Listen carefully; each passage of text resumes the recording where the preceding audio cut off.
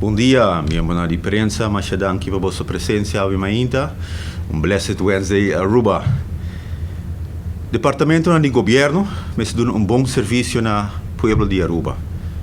Ambtenaren, mas doen cliente e trato com merece. E para lograr isso aqui optimalmente, ambtenaren na turno também, mas receber trato e serviço com merece. Lastimamente nós mira que tem demasiado caso de ambtenaren que não está worden apreciado para esforço, por exemplo, com a opleiding ou com a bevordering. E de outra banda, tem ambtenaren que não está cumprindo com o dever e não está worden corrigir ou sancionar.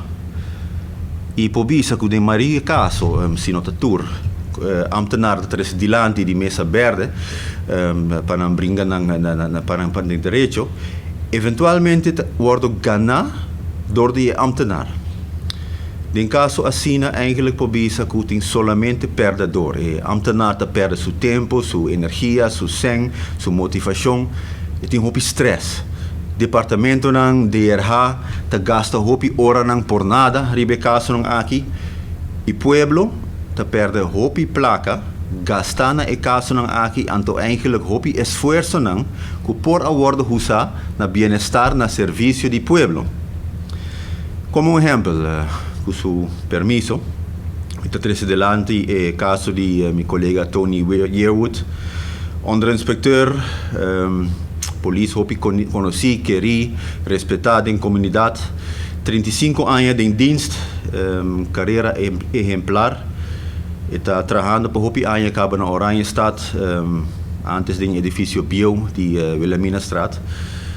Tony tem quase 5 anos, está buscando sua saúde, letterlijk lutando para sua vida, indo ribabou para Colômbia, operação tras operação, e tem câncer em sua garganta, causado de schimmel do edifício Bio na Wilhelminastraat.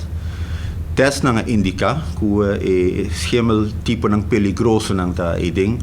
Dokter nang avisa que o schimmel é por causa câncer. Para colmo, Tony não é o único que sofre a consequência aqui. 3 polícias arranham o mesmo câncer aqui dentro da garganta. 4 polícias arranham câncer em tripa e outro arranha câncer de sangue e de hueso. E tour e polícia aqui atrás do mesmo edifício na Wilhelminastraat. Essa aqui é uma prova, coincidência.